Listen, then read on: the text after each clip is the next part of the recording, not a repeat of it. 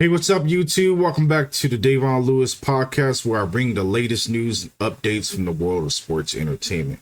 We got big news coming out today, this past weekend, as WWE made some surprising releases in 2025 with budget cuts. We're here to break down everything you need to know about the stars who are no longer a part of the company, with some credible talent. For example, Isla Dawn with her eerie persona, to the fan favorites, the Good Brothers, even the powerhouse Authors of Pain, and many more talent that have been released over the weekend. But we're going to go all down right straight to the point on this actual channel and talk about everything that heck occurred. Let's get into it.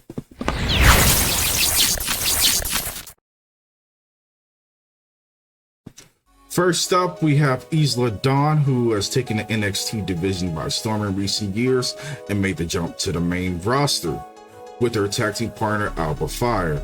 Isla Dawn is known for her eerie presence and unique in-ring style. Isla seemed to be one of the rising stars of the roster. Unfortunately, in 2025 saw her release from WWE, leaving fans wondering about her future in the industry, whether it be time for a reinvention or perhaps will jump to other promotions.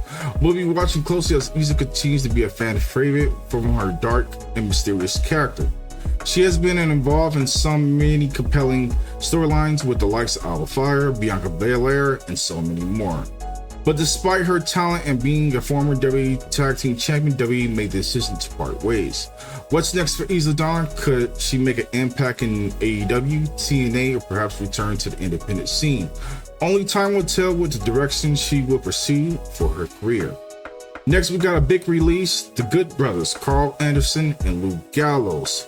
This is their second release with the company after making their triumphant return in WWE in 2022 alongside with AJ Styles. These two veterans brought some serious tag team power to the roster, but in a shocking move in 2025, WWE released both Anderson and Gallows, leaving fans stunned. They are former tag team champions and have made an amazing resume that can fill a tag team division in any company. Both Anderson and Gallows have built a legacy in WWE, from their build-up tag team championship reign to the iconic Bullet Club days in New Japan. With their contract now terminated, the big question is, where will they land next? We will see them reunite with other former members of the notorious Bullet Club in another promotion, or perhaps we take their talent somewhere else in the professional wrestling world. The next one we have is Giovanni Vinci, the Italian sensation. The member of Imperium has been released in 2025. Vinci has all the tools of a top-tier star with his charisma, personality, and ring ability. Despite being a part of the popular faction Imperium alongside with Gunther and Luigi Kaiser, WWE decided to part ways with Vinci. With the likes of Vinci being repackaged on the main roster, Vinci's departure left fans scratching their heads.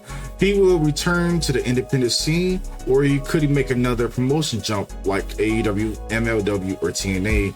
But calling to his name is someone that you know he's not going to be on the sidelines for too much longer. Next up, we have Sonya Deville. After the powerful start to the main roster, a role in the key storylines, including her time as an authority figure on SmackDown. Deville has been one of the WWE's most talked about women in recent years. However, in early 2025, Sonya was among the released by the company.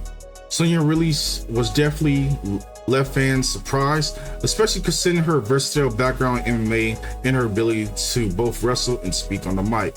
Will she pursue a career outside of WWE or maybe go to AEW? I'm definitely excited to see where her talent goes in the next one to elevate any women's division she decides to sign with. More importantly, it was a stink run when it came to her return. Next, we have Blair Davenport, who had previously completed in NXT UK, NXT, and drafted on Friday Night SmackDown last year.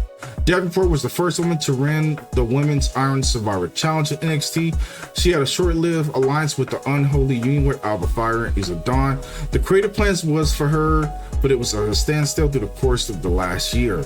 Her last television match was November 22nd, 2024, where she lost in the first round of the tournament for the women's inaugural United States champion. This release was not a shocker, as the internet wrestling community, she was very talented when it came to in-ring and her work, and more importantly, she will make a home for any promotion if she decides to go to somewhere in the near future. Next up, we have Cedric Alexander, known for his high-flying skills, work in the cruiserweight division, was another surprising name on the release list. He's been a part of the credible matches in WWE over the years, including being part of the greatest faction, the Hurt Business.